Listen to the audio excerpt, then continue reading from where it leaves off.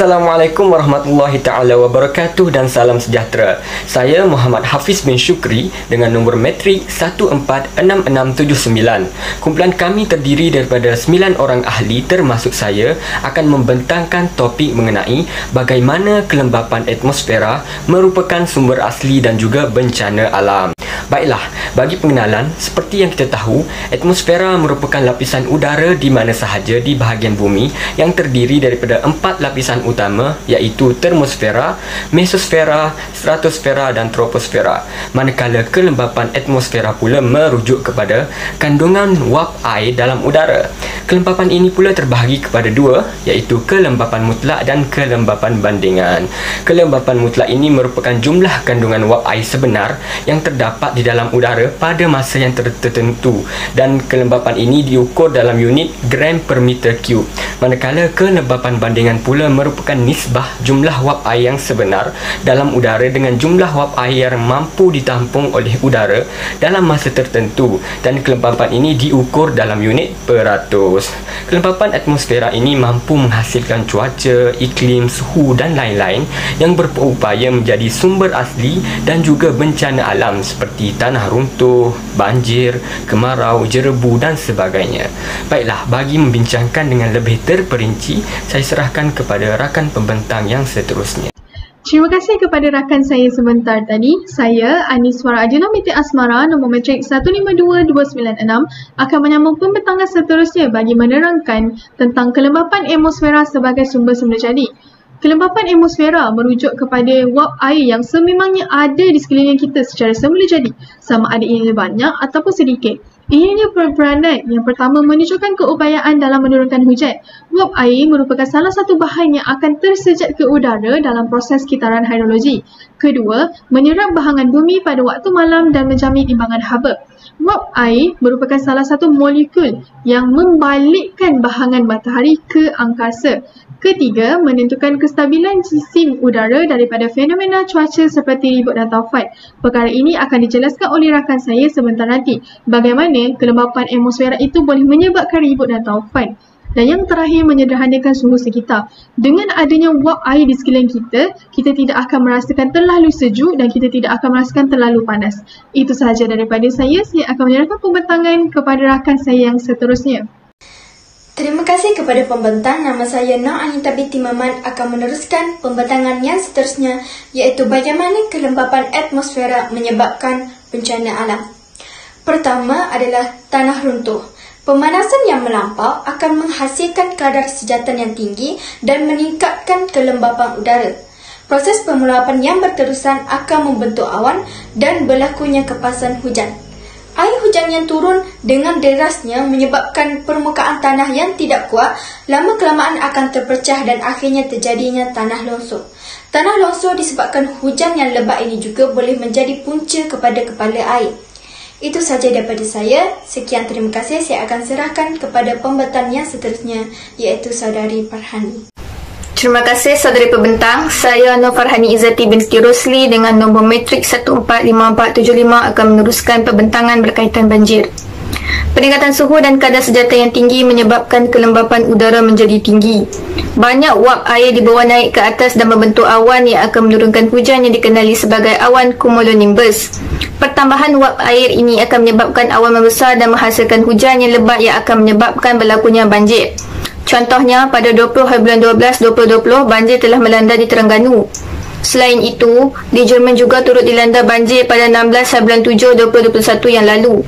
Saya akan menyerahkan pembentangan ini kepada pembentang yang seterusnya. Terima kasih kepada rakan pembentang. Saya Salihah binti Naraini, nombor metrik 152243 akan meneruskan pembentangan tentang kelembapan atmosfera merupakan bencana alam yang seterusnya, iaitu kejadian kemarau.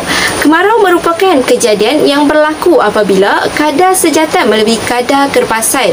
Kemarau berlaku apabila kelembapan atmosfera yang rendah di mana keadaan udara kering akan meningkatkan suhu bumi. Peningkatan suhu bumi ini akan menyebabkan sesetengah kawasan akan menghadapi masalah kemarau. Fenomena kemarau akibat kelembapan atmosfera yang rendah menyebabkan suhu persekitaran meningkat beberapa darjah Celsius berbanding suhu normal. Kemarau yang berpanjangan menyebabkan berlakunya perluasan kawasan gurun yang ada di permukaan bumi, manakala kawasan separa gurun akan bertukar menjadi gurun sepenuhnya. Sekian, itu sahaja daripada saya. Saya serahkan kepada rakan pembentang yang seterusnya. Terima kasih. Terima kasih kepada rakan pembentang. Saya Nur Syafiqah binti Muhammad Syukri bernombor matrik 151754 akan menyambung pembentangan yang seterusnya, iaitu bencana alam jerebu. Pada cuaca yang panas, suhu sekitar akan meningkat dan kelembapan udara akan berkurangan, menyebabkan terjadinya kebakaran hutan secara semula jadi dan drastik di kawasan-kawasan sekitar Malaysia dan juga berlaku di negara jiran seperti Sumatera dan Kalimantan Indonesia.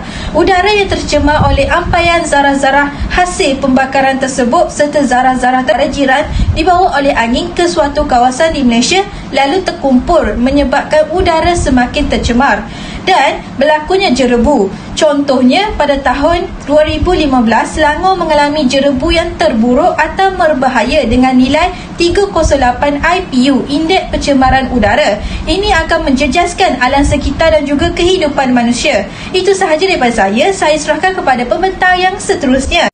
Assalamualaikum dan salam sejahtera. Saya Nurul Amira binti Syafi'ai memegang nombor kad matrik 150455 akan meneruskan pembentangan tentang bagaimana kelembapan atmosfera itu dikatakan sebagai bencana alam. Kelembapan atmosfera yang tinggi telah menyebabkan berlakunya siklon tropika. Baiklah, apa itu siklon tropika? Siklon tropika merupakan ribut ganas yang berputar dan berdiameter beberapa ratus kilometer yang terbentuk di perairan tropika. Baiklah, bagaimana berlakunya siklon tropika ini? Pemanasan yang melampau akan menghasilkan kadar sejata yang tinggi. Sejata yang giat akan meninggikan kandungan wap air di atmosfera. Proses pemeluapan yang berlaku di atmosfera merupakan proses eksoterma, iaitu membebaskan haba. Pembebasan haba benda semasa proses pemeluapan akan berupaya mengangkat wap air ke lapisan yang lebih tinggi. Keadaan ini akan menghasilkan sel-sel ribut yang dahsyat atau siklon tropika. Sekian, itu sahaja dari saya. Saya serahkan pembentangan ini kepada pembentang seterusnya. Terima kasih. Terima kasih saya ucapkan kepada saudari pembentang. Pada bahagian ini saya akan menerangkan mengenai pencairan ais di kutub.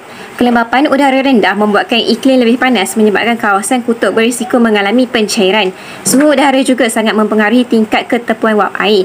Oleh itu, apabila suhu semakin tinggi di sesuatu kawasan, maka semakin rendah kelembapan di kawasan tersebut.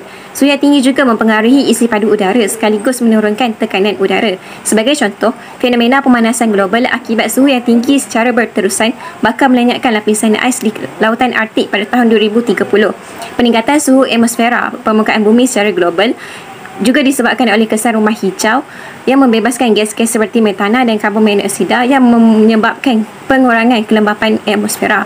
Kesannya, keseimbangan jisim iaitu keseimbangan antara keuntungan dan kerugian mengglasier menjadi negatif, maka ia cenderung berpecah pada kelajuan yang laju. Satu kajian daripada University of Lincoln, Britain juga menyimpulkan bahawa pencairan ais di Greenland dijangka menyumbang kepada kenaikan permukaan air laut di dunia pada tahun 2100 iaitu sebanyak 10 hingga 12 cm. Sekian sahaja daripada saya serahkan kepada pembentang seterusnya.